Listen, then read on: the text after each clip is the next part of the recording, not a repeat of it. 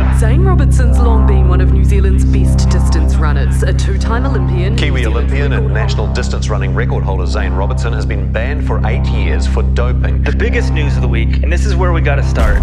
Zane Robertson tested positive for EPO. Zane Robertson can't believe it because he's managed to deny the Kenyans a 1, 2, 3. The 33-year-old is suspended over the use of the prohibited substance EPO and tampering with the doping control process.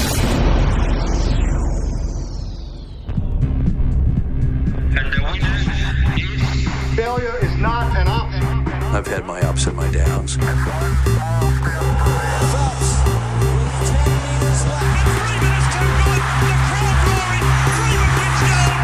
I think it's an absolutely breakthrough experience. Welcome to the Physical Performance Show, the show designed to inspire the pursuit of your physical best performance. I'm your host, Brad Beer. Listen in as we delve into how the world's top physical performers achieve their success, as well as the highs, the lows, and the journey of getting there. Let's get ready, set, let's go. Welcome to episode 358 of the award-winning Physical Performance Show. I'm Brad Beer, sports and exercise physiotherapist by trade and training and founder of Pogo Physio. Each week, we'll bring you the latest and greatest information and inspiration designed to help you perform at your physical best. Of course, we do this across a range of our different episodes, interest editions, coaches' corners, learnings catch-up episodes, featured performers, and our ever-popular expert editions. And to be honest, this episode really doesn't fit any of those episode themes. Those that follow the world of endurance sports, and in particular athletics, at the time of this episode's release, know that one of our former guests of the Physical Performance Show, New Zealand distance runner Zane Robertson, was this past week banned from all sport for 8 years following a positive test for EPO and for providing false documentation in his defence. Drug Free Sport New Zealand issued a statement which stated that Mr Robertson Zane was tested at the UK's Great Manchester Run in May 2022. Zane's sample returned a positive result for EPO, which was later confirmed through beat sample testing. An additional charge of tampering with doping control was added when documents submitted by Mr Robertson in his defence were found to be fraudulent. Now, over the years, I've provided Zane with physiotherapy services, both inside Australia and spent time in Ethiopia in the lead up to the Tokyo Olympic Games, assisting Zane. So, by way of obvious disclosure, whilst Zane has been a physiotherapy patient of mine, like so many patients of mine, they also become friends. In reaching out to Zane after the doping violation story and ban of 8 years went public, of which I had no former knowledge, it became evident that Zane really wanted to share his story in what he felt was a safe environment. So that is the genesis for this conversation, and here is my conversation with Zane Robertson 48 hours after Zane's doping violation was made public.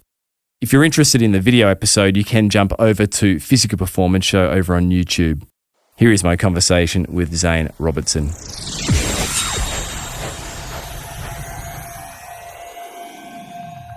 You're one of our alumni of the Physical Performance Show. We've featured you now on numerous episodes, starting back on episode 170, July 2019, just before you ran here on the Gold Coast at the Gold Coast Marathon. Then again, live from Ethiopia, February 2020, episode 203, and then yourself and Jake, your brother, of course, back on episode 211, April 2020. So just as the pandemic was in full swing. And obviously, this reunion for us on the show, at least, is, it's been a very challenging last 48 hours. And as a friend of yours, I reached out just to check on your welfare, and the decision was made that this may be a safe, if you like, platform just to tell the story of what's happened with this doping violation. So, Zane, can you take us through what's been happening since 2020 at the start, where it was meant to be the Olympic year? I was out there assisting via Athletics New Zealand with some physiotherapy for you, and I saw firsthand. I had my first time experience in East Africa, and I would probably sum it up as one word, and that was it was intense. It was just an intense place, culture shock. So, Zane, take us through what's been happening, and obviously we're going to dive into the situation. Yeah, well, you sure got that right about intense, Brad. Out here, it's the wild, wild west, and especially in the sporting culture. But yeah, so taking you back to 2020, I'd just run the LA Marathon with a stress fracture in my femur, and that wasn't so much fun. Came through the COVID era, and I was actually trapped in New Zealand for 6 months, spending my life savings on things like rent, and it's not so easy for an athlete to be paying all these things out of their hard-earned race winnings and stuff like this. I was actually married at the time also, and that COVID era led to more and more fights, and it wasn't a good marriage. It was a very short marriage. It was less than a year, and I had to go through a very violent, very emotional, I would say, mental abusive relationship and manipulative relationship. By the end of it all, when I came back to East Africa, I was just so ready to try and move on with my life. And this was while I was in the build-up to the Olympics in Tokyo, or the Sapporo Marathon. I mean, just the stress itself of trying to be a professional athlete at such a high level for so many years, and your companies are expecting you to be a medalist in the Olympics. I spent a lot of money on traveling around to hot places and training, and I invested so much into that myself that I just I lost even a part of myself, you know. And when I failed in the Olympics, when I really put myself out there with the lead group, and I burned in the last 10K, I can't remember it to this day. I think that was a major detrimental point to me, where I just felt like completely alone after the Olympics. I was left alone again to train alone without support. Once I'd finished the Olympics, one of my companies told me directly, not even beating around the bush, just straight up, "We thought you would run better." And they dropped me immediately. So that was one source of my income as a person. And the other company were not far off. I had pressure from management, pressure from shoe companies, pressure from the shoes constantly. I was getting injured. I couldn't finish a race.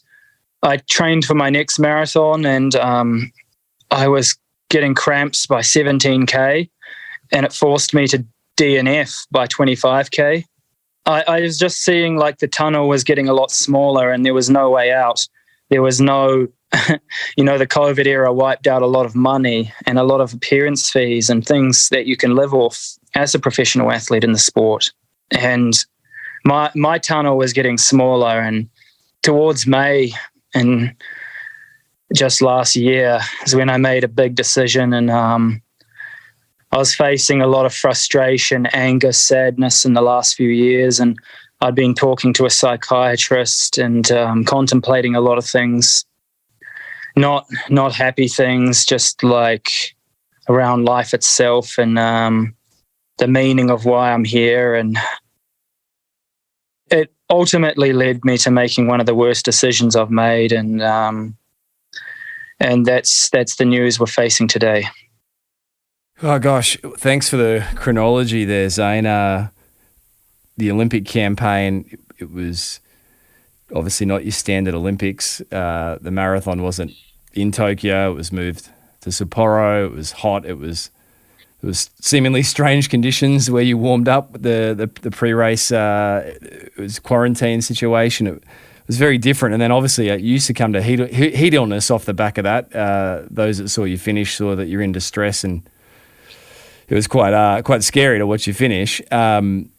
And off the back of that, I know at one point you'd indicated to me, getting back into that marathon, you just felt fried, like your body hadn't recovered, but you're under pressure to try and run it from an economic point of view, financially, to try and keep a contract and keep a sponsor happy.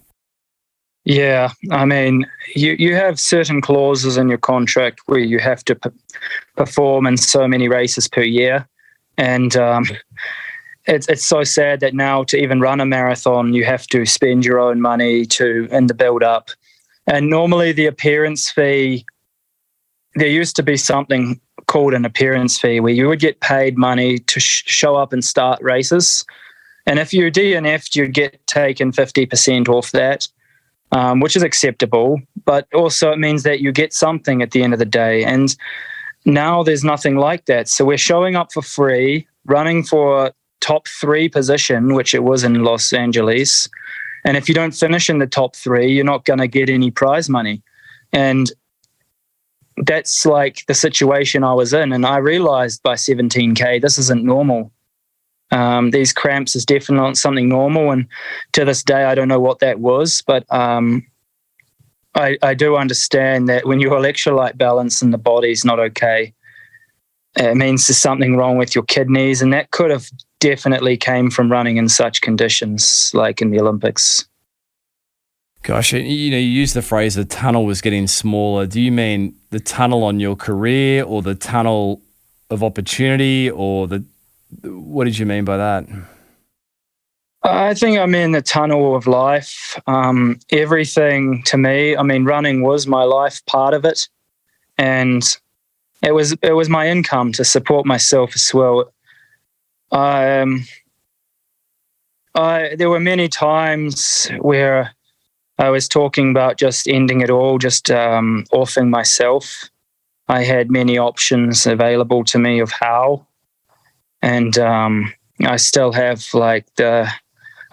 these problems to face today, but I'm trying to work through them in a healthier way. Yesterday wasn't such a good day for me.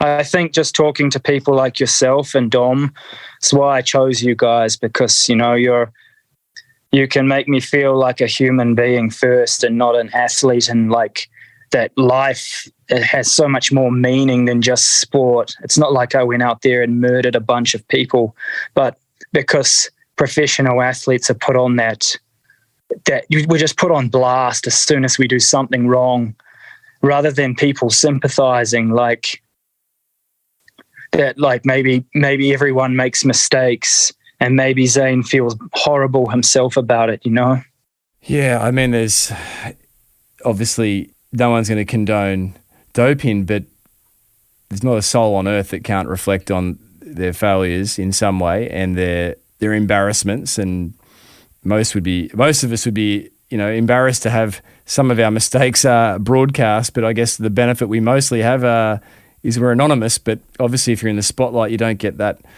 You don't get that luxury. And you use the word, Zane, towards May 2022. 3 emotions were there: frustration, anger, sadness. What was the frustration? Just as you've mentioned, financial opportunities shrinking, performance is not going the way you wanted. Anything else that you were frustrated about? Yeah, I think frustration on the state of the sport. At the end of top elite sports, if you haven't been there, you won't understand, but it's the same everywhere. There's a saying, the level playing field, and there's no such thing.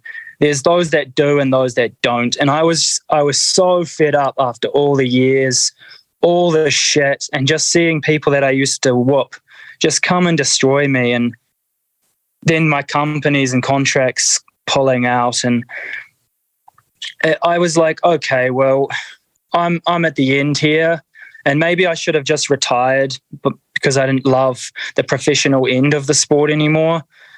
But I didn't. I made a bad choice, and I just thought, well, why don't I become one that does instead of one that doesn't?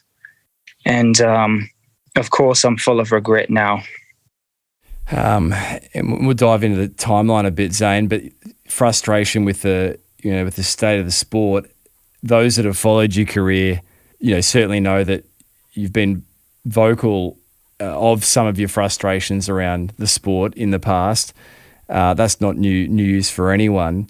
I mean, is it, in your view, is it possible to win a world major marathon or a championship run and not be doping in the sport? I think Yeah, exactly what you said about everyone who knows me or knows of my career and I've been vocal. I think they know my answer to these things or that question. I have to tiptoe on eggshells my whole life for certain reasons. And that's why I've given certain answers in the past around that topic. And I think that's what I have to do here. I just have to tread carefully because I can and can't say some things, but honestly, if I have to just give you a straightforward answer, then it's no. And I mean, there's obviously been plenty of speculation from the running community, the media, around East Africa in general with running. And as you stop and think about it, you realise that there's seemingly too much to lose for too many people. If the empire, call it that, was to come crashing down. It feels a little bit to me like cycling was a few decades ago, where it's like, where do we start here? I think individual sport on its own, cycling, running, I think there's a huge, heavy burden on everyone's shoulders because everyone's out there for themselves. There's no teammates to fall back on when you don't perform. And also when you do perform or when you don't. And then you have these things like if you are caught on drugs, like you just face a whole lot more. And I think we're laid out to be scapegoats for all the other like sports out there. Team sports don't have the pressure that we have.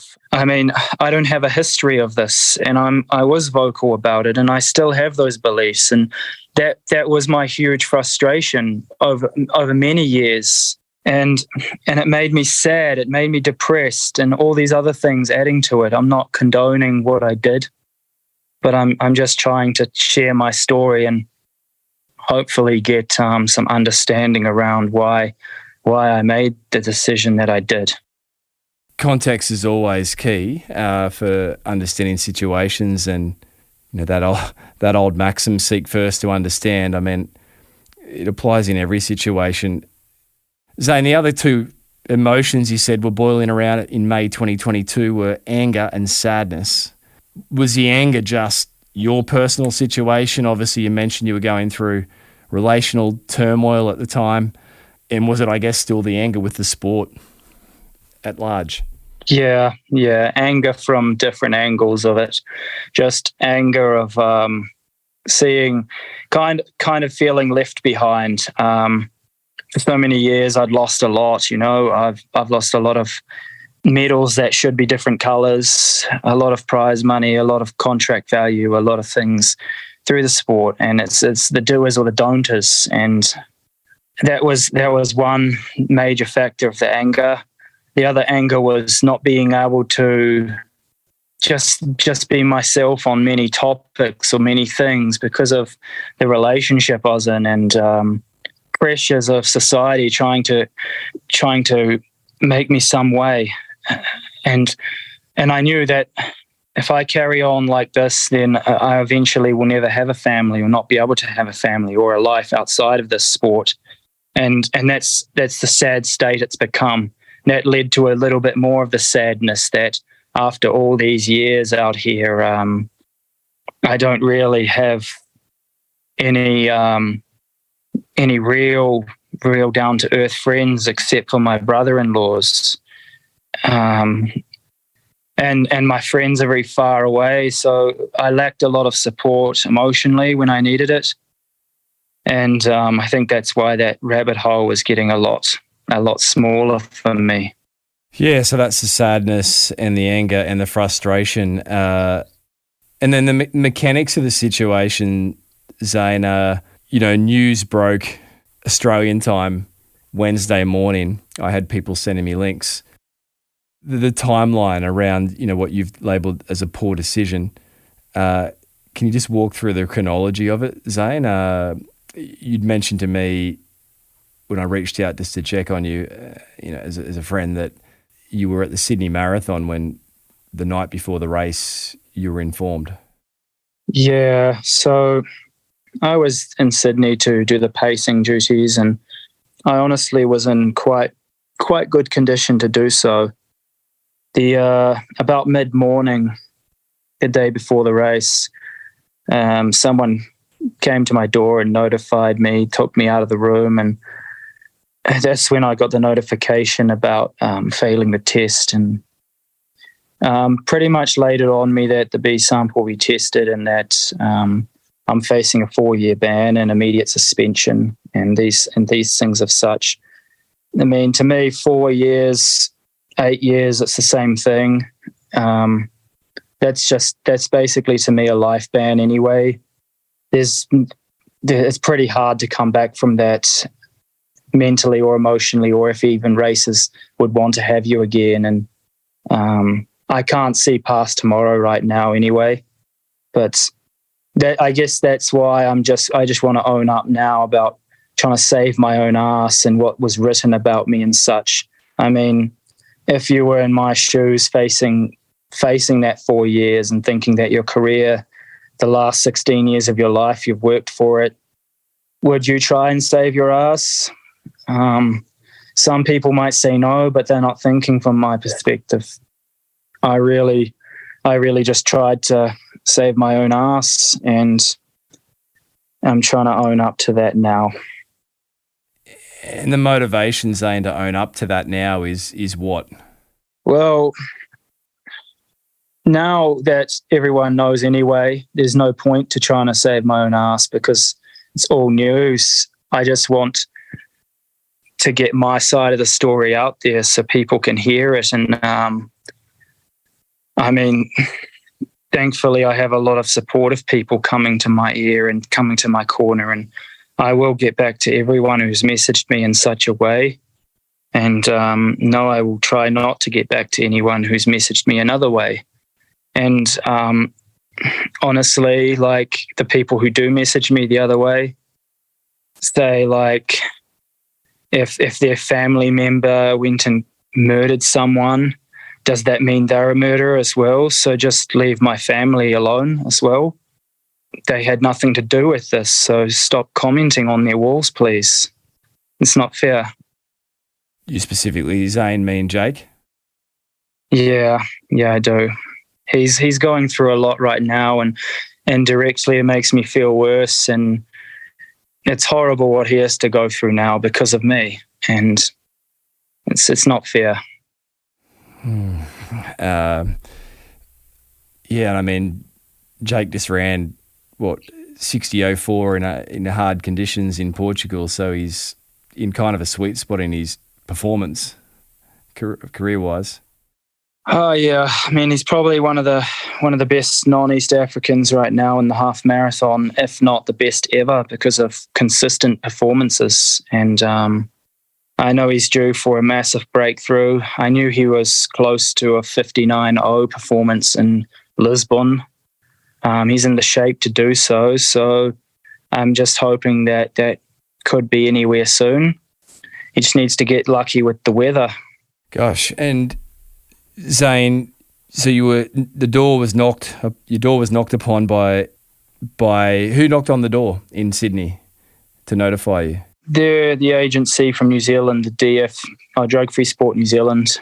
A person from there came to notify me and basically just laid out my rights. And I think I didn't sleep 1 minute that night. And it led to obviously not being able to complete the pacing duties that I'd set out to do. Yeah, in the Sydney Marathon. And they mentioned that the B sample had been tested and that you were immediately facing a 4-year ban. If we rewind the clock, I mean, when did the doping take place, Zane? And the test, I believe it was at the Great Northern Run in the UK? It was in Great Manchester Run, and just so everyone knows, this was a one-off. This was out of desperation. This was out of depression, anger, frustration, and all the emotions that come with it. This was a one-off, and it was a trial and error. And the rest of my results from my career were clean. They still have my samples. I believe they're allowed to keep them for 10 years. And when new technology becomes available, they will retest my samples, especially now. And that's what I just have to say to all the people who believed in me as well, that these samples will be retested and that all my records were clean. So to my fans as well out there, I'm sorry I let you down. And I'm just hoping that to move on from here. Plenty of people, understandably, would question other performances across your career. I guess that's a hard reality. Once a violation's occurred, it's, how do you compartmentalise someone's career?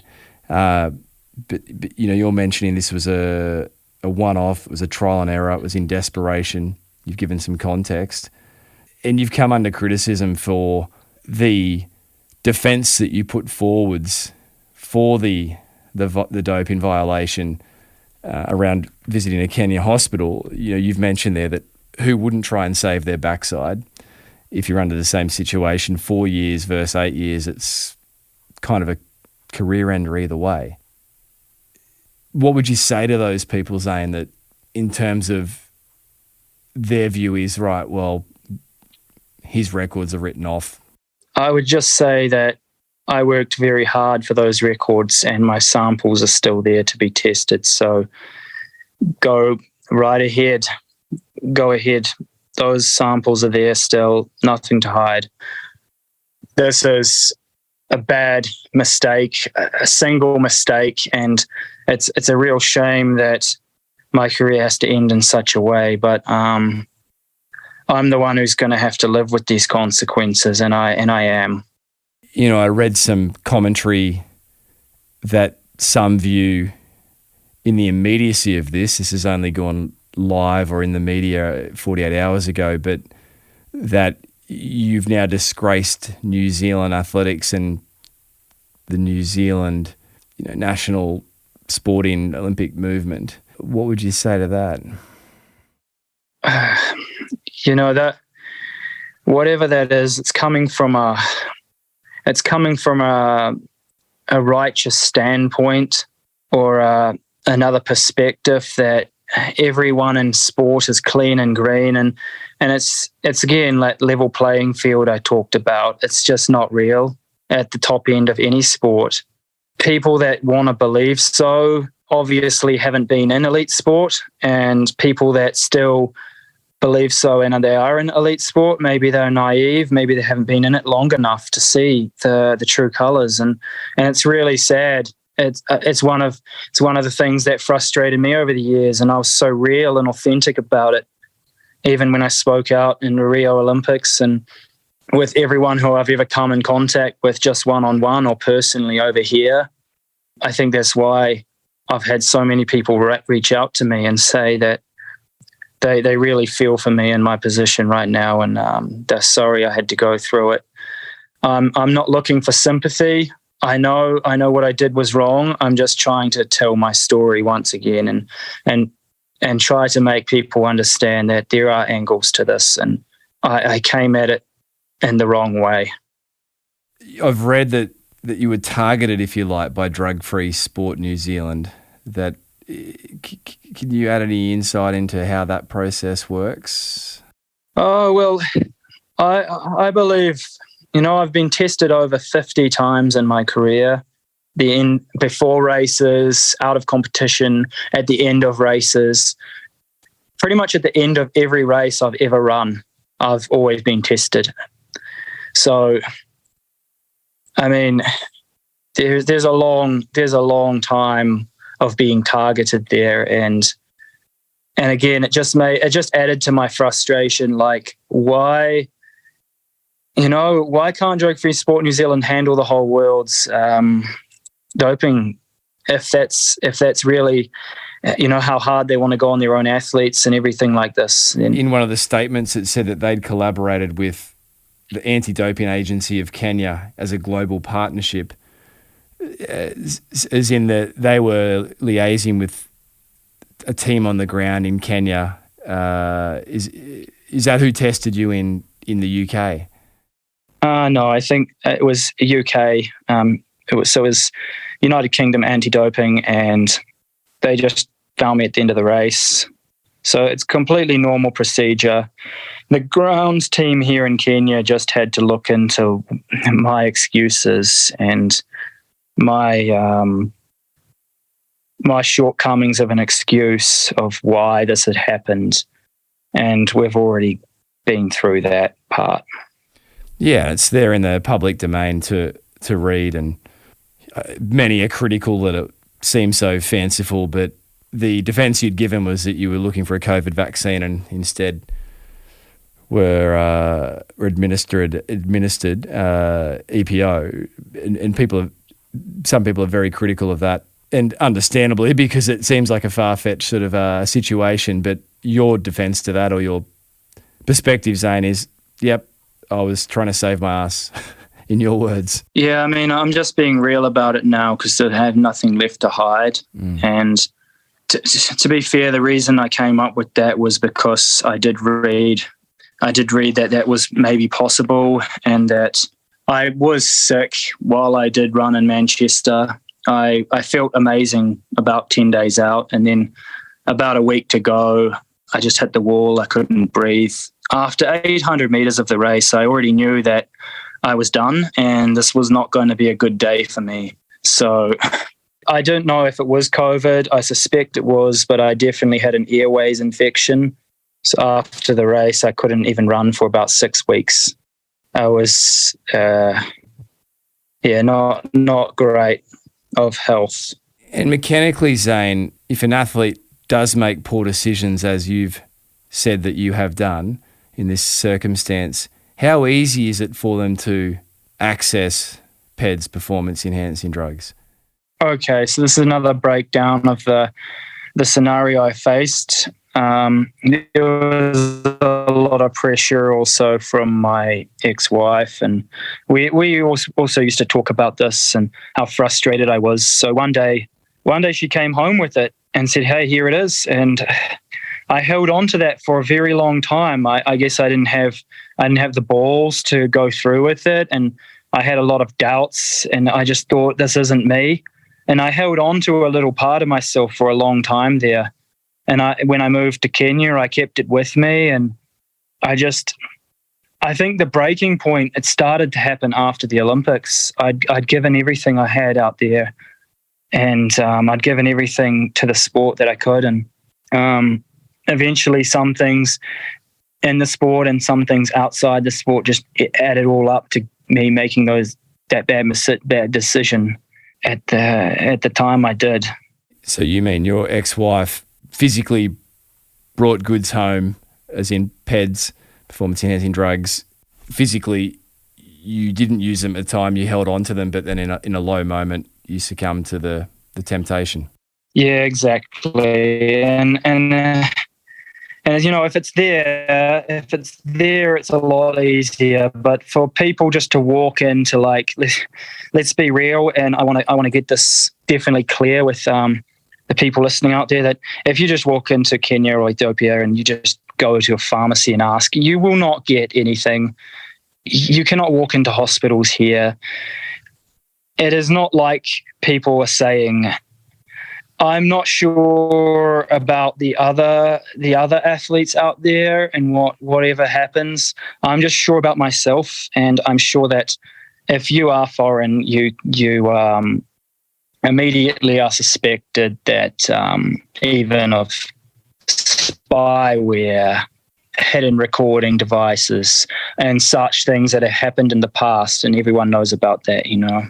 Zane, Peter Fitzinger, Athletics New Zealand chief, issued a statement saying that there was concern about your mental health and that was being taken care of. The statement read, "As an organisation, Athletics New Zealand, we take athlete welfare very seriously, so we understand the anxiety and stress that Zane will be experiencing. As soon as he received notification of the positive test for EPO last year, 2022, we offered and have provided extensive wellbeing support alongside High Performance Sport New Zealand, and we will continue to provide support during this challenging time. We appreciate Drug Free Sport New Zealand's consideration of the athlete's wellbeing throughout this process." Yeah, so I've known Peter for a while, and they did take care of me. They sent 2 representatives, one of the psychiatrists I've been talking to, and also a familiar friendly face who works for Athletics New Zealand were there just to support me. Just make sure I didn't do anything stupid, because I did consider jumping off the roof there for a while. And I talk openly about it, but this wasn't just oh my God, all of a sudden I've been caught. This was a build-up of like a year or 2 of emotional stress, mental stress, fatigue, and I was so over life itself. Things just were not going right for me for a long time, and they did take care of me with the psychiatrist. I was never paying my own money, even if I had money to pay. They made sure that was free to me, so I respect them for that and thank them a lot. I guess that loops back into the human side. I read on Twitter, Andy Waterman commented, he highlighted that statement from Peter Fitzinger of Athletics New Zealand that, this is Andy Waterman, his tweet, impressed that Athletics New Zealand are thinking about athlete well-being after a positive test on Zane Robertson. The moral fury that surrounds doping can be medieval. Glad someone is thinking about the person's long-term health. And then someone commented, totally agree, doping needs to be called out for what it is, cheating, fraud. The perpetrator needs to be supported as they can learn to cope with the consequences. Yeah, I definitely think so. I think that those are good comments. They're coming at, it's like I made one of my last posts is, are we athletes first or are we human beings first? And some people forget that we are human first. Humans make mistakes, and unfortunately elite athletes are called out and just judged for everything in the limelight, and it's really hard emotionally. But coming off the background of what's been happening to me the last 2 years or so anyway, I was in a very vulnerable place before this, and now I'm even in a worse place. And recently I've just been in a car accident as well, and I have internal bleeding on the left side of my brain. So I'm lucky to be alive. Part of me kind of wonders, would it have been better for me to just go out in that crash, because I wouldn't have had to deal with this. And you're still sporting the scars on your forehead of that head wound. It was decent. Yeah, that's why I'm wearing the hat around a lot.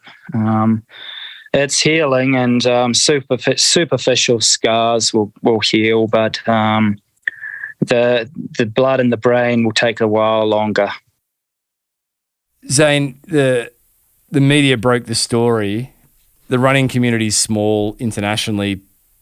Doesn't take long for the word to spread. How long had you been waiting for that to hit the media? Like, you're aware that was going to go live for how long? 3 months, 2 months, 6 months?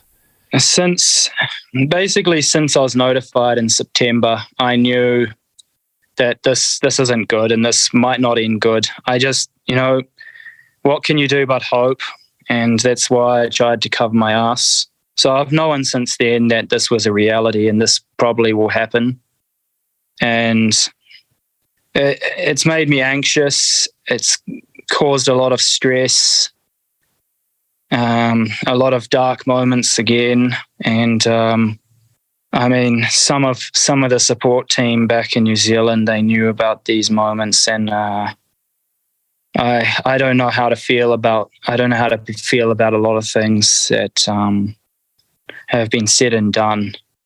Yeah, I imagine the anxiety would be very heightened, basically waiting to feel entirely discredited. Yeah, athletics and running for me became an identity as well, and it was just who I was, Zane the runner, and it meant so much more to me because I put a whole lot more than normal people would just into the sport, moving here, and part of me wonders if I've made wrong choices from the start, just investing my life into the sport, because it led me to this dark tunnel and it led me to this path of making this decision and ending in such a way. And I just wonder, what if I just led a normal life? Where would I be now? maybe I'd be better off. Maybe I wouldn't have been in such a stressful position and faced such hardships. So it sounds like your regrets are stemming back further than the doping incident, but they're also you're even partially regretting pursuing the professional running path. I mean, as a kid, you always are full of dreams and hopes, and you don't know how dark it is until you actually enter the high end. And it took many, many years to enter that high end of professional sport. And then you start to see things a lot more clearly and then realize like what it is.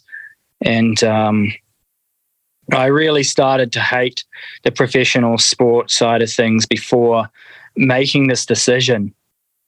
Part of me wishes I just retired and left on a high, which probably might have been after the Olympics. It would have been the right way to go, just saying I don't love the professional side of this anymore. And I really do still love running. I run every day just for my mental health. I run every day to have my own fitness and keep a better quality of life. I really wanted to start my own coaching business as well, just to encourage fun runners. I don't really want to coach elite runners. I want to coach fun runners to improve and to feel the benefits of running and just see great improvements. Do you think that door's closed now, or you'd like to hope that coaching opportunity can still be there? I believe it's still there. I mean, what more can they do to me? This is sport in the end. It's not a legal crime or an illegal crime, so there's no criminal court of law. The way I see it is I'm banned for life anyway. So I'm going to face that. I can't have the joy of racing professionally anymore, but I maybe can have the joy of one day again running as a fun runner or running with the people I coach and helping them achieve their best. And I still get joy out of that type of thing. I still get joy out of seeing other people improve as well. As you said, you're still running. It's part of who you are. And I mean, I've often thought I don't have the talent to have ever realised a professional running career, and most don't. But the insights my profession's afforded me of high-performance sport, I know the pressures I experienced that I mostly put on myself as a recreational athlete, and the heartache of injury or the injury cycle. And I often coach myself through my own disappointment with any injuries I've had by thinking, man, imagine if this was my living and my sponsorship relied on my body. How much more pressure and stress would it produce? I think it's worthwhile people thinking about that distinction and, you know, professional sport versus recreational. It's, gosh, I could see myself, if I was a professional athlete, losing the joy of it quite easily, I think. Yeah. With my personality, I'm prone to anxiety. Oh, yeah. I think a lot of us are prone to anxiety.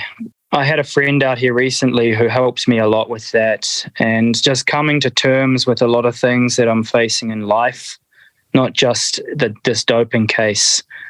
And I think if people take that walk in my shoes, I mean, a lot of them might shun me anyway for it and say, oh, I wouldn't have done the same. But you can't say that. If you're out here and you're a 33-year-old man and you want to have a family one day, maybe you want to live in another country, and New Zealand's expensive as hell now, I can't afford it. And you're going broke and your sponsors are leaving you and there's no more race winnings, and then you're wondering, how will I even afford a ticket to get home? What would you do? I mean, you have to really dig down deep and say, yeah, maybe I'd make the same mistake. Do you think you would have retired at 33 if it wasn't for the doping violation, Zane? I went through a lot of times where I was considering and contemplating retirement after the Olympics, and I think honestly I just couldn't see a way forward in life other than the way I've been living, and I think that's why I just didn't. I wish I had of, and I wish I'd taken like maybe 2 years, maybe 4 years, and done my schooling again and finished the things that, other things in life, then maybe I could have come back to running again with a fresh mind and just found that joy again that I had for the professional side of it. And if you had your time again, sounds like that's the path you'd take. Yeah, I think I made a mistake there. I should have definitely not taken drugs. I should have held my head high, walked away from the sport for a while, come back again to the Gold Coast and just said, I fucking love you again, And what are the next steps for you now? Have you got a roadmap, or are you just living day by day at the moment? I'm living day by day at the moment. I've passed my course in sports nutrition, and I'm halfway there with my personal training course, and I'm just looking forward now to more education and more tunnels of opportunity and just bettering myself in the education department. I'm looking forward to maybe coaching a lot of fun runners to their best they can be. I haven't really planned for what's next. I'm living day to day a little bit. Obviously, you've mentioned there, Zane, that there's regrets, and you've shared some of the context, a lot of the context to your decision. Have you forgiven yourself? You've had time knowing this is going to go live. I don't think I have. I think it's going to take a very long time for that to happen. I think every day that I'm going to be looking in the mirror, I'm going to remember. And as long as I have memories of what I was and what I've done, the good memories of what I've done in sport, then I'm going to hate myself for quite a long time. And do you think time will heal that? I hope so. They say that it does. So I hope that with time and with the right way forward and the right opportunities to do the right things, then I can come through this a better person as well. Zane, thank you for stopping by. This has been obviously very tough. This has been a very tough 48 hours for you. Obviously, it would have been nice to not reconnect under these circumstances, but personally, thank you for sharing, and obviously, yeah, there's a journey ahead. So thanks, mate, for stopping by. Always a pleasure, fortunate circumstances, but I hope everyone out there can forgive me for my mistakes, just like any other human who makes a mistake outside of elite sport, And in the end, this isn't the worst mistake on earth, but unfortunately it has to be seen by the whole world. Thanks so much, Zane. Thanks, Brad. See ya.